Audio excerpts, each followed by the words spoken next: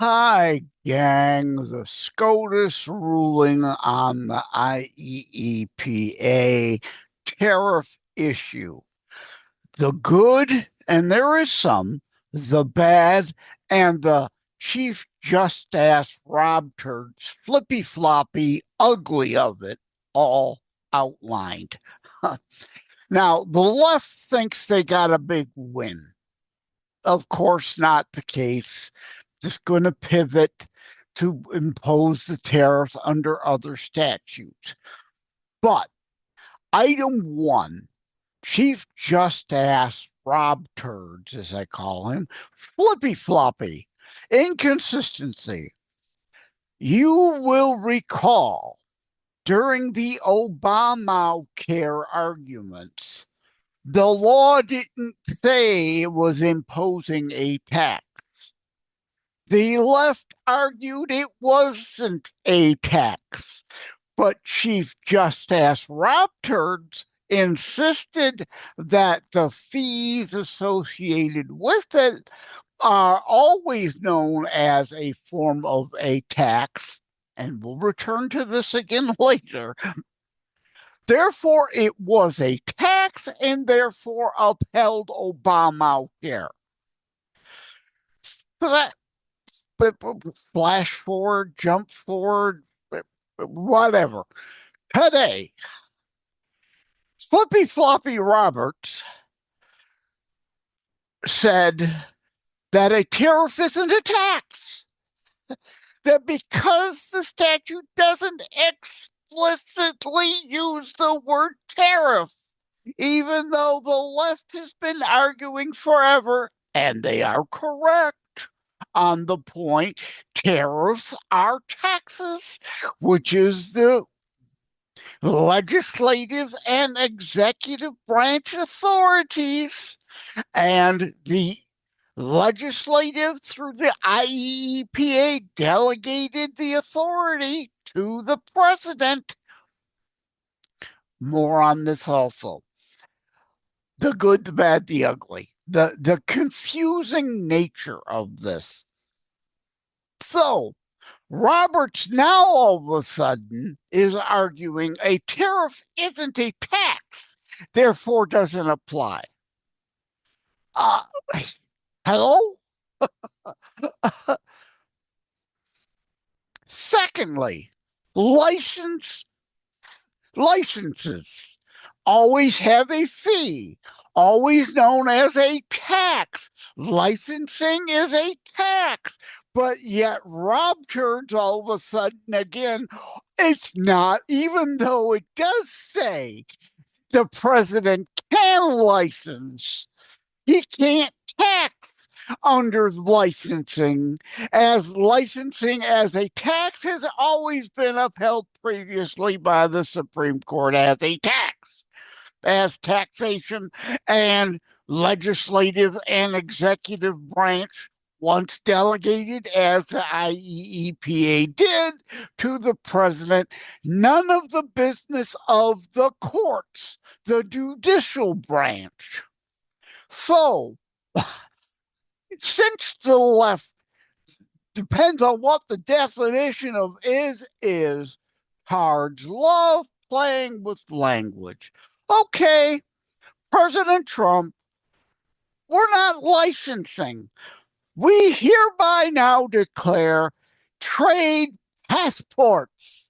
That's right. It's no longer a licensing. And to qualify for the passport, you must pay a fee as well as tariff taxes on top of that going forward to maintain your trade passport. Problem solved. So, left, you lose again. But Trump doesn't need to do that. He's imposing the tariffs right back again under other explicit authorities granted him by the legislative branch that the judicial branch has no power to interfere in.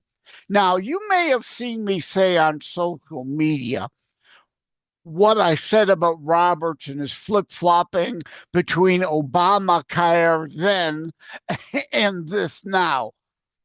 That aside, That I stand by. I may have to backtrack a little on something else I've said on social media.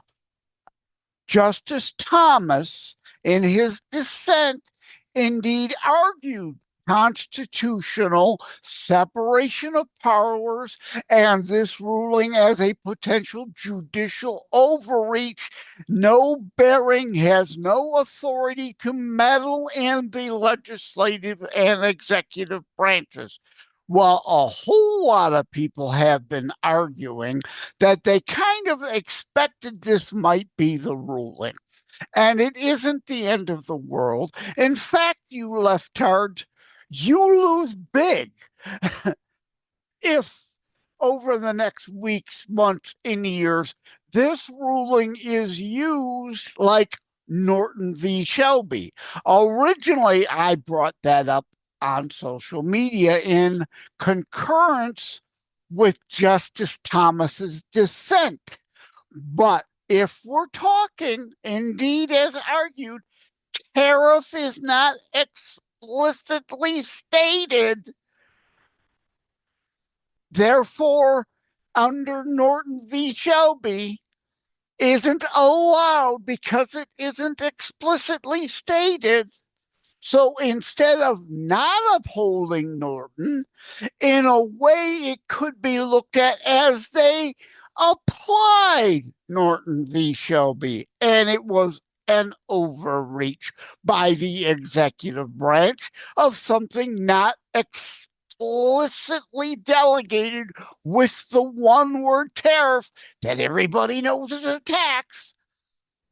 And Roberts before, again, not going back to that argument, Norton v. Shelby says the same thing. That's a win for conservatives if we give this ruling some time to breathe and indeed play it in that fashion as an upholding of Norton v. Shelby and EPA overreach and all the other deep state, not executive branch necessarily overreach, but leftist deep state, administrative state, things created, the regulatory state created by leftist presidents, like trying to apply Treaty of the Seas to a pond in someone's backyard, saying the EPA, the federal EPA, then has authority over your property under such. No, usurpation of power, not an authority explicitly granted by the Congress in the law. So, from that perspective, okay, leftards, you want to think this is a win for you? Okay, we now apply it like we do Norton v. Shelby Township. And we get to dismantle all the regulations you put in place that Congress did not give the agencies explicit authority to do. If it doesn't say the word pond, then you can't regulate a property with a pond on it under Treaty of the Seas, which you couldn't do to begin with. At any rate, I know, and I apologize for going deep in the weeds on this, but indeed we must. This is a complex and complicated, and in some cases convoluted ruling. The just ass Rob Turd's flip-flopping on tax definitions, but application of Norton v. Shelby, applications and implications, okay, fine. We'll take that win because it isn't going to block the tariffs under other statutes. So you leftards think you won? No, you lose every way you look at it. when you actually stop to look at this and let it breathe and get into the weeds of the arguments of the ruling itself, both the for and the dissent. So this will be the one time I still agree with Thomas on the Rob Turd's flip floppy about a tax or a non-tax. Thomas is right. It's a tax, therefore Rob Turds and Amy Coney Grinning Barrett had no place siding with the liberal activists on the court, which were always going to rule on Trump derangement syndrome anyway. So Thomas is right to a degree, but to a degree, Roberts misapplied his ruling under Obamacare and may have properly applied it here if we're going to be so truly technical. It says boat, not a ship. So the left depends on what the definition of a ship or a boat. The definition of is you want to play those games? Okay, we'll play them too.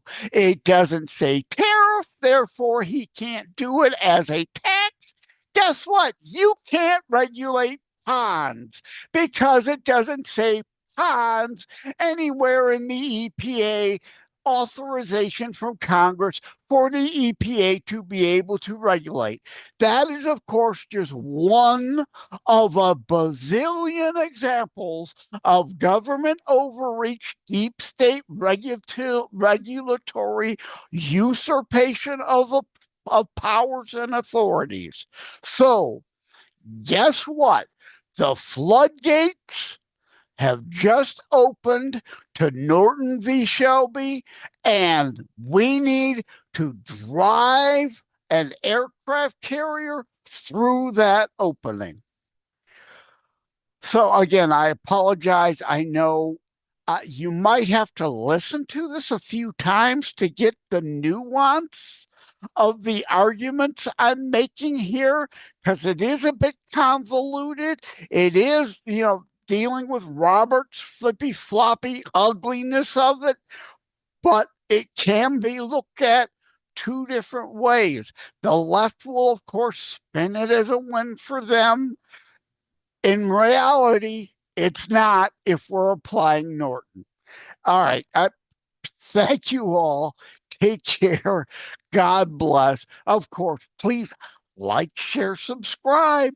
You know a lot of people who have no idea what the hell Norton v. Shelby Township was and the precedent that matters, as I've discussed here.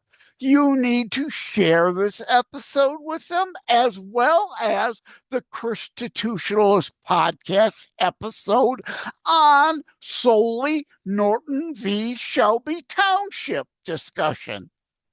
Thank you all. More than ever, I got to sound like the parrot. Like, share, subscribe. Like, share, subscribe. Seriously, you can't take 2 seconds to share this via email to people? Seriously, you can't do that. Thank you all. Take care. God bless. Love you all.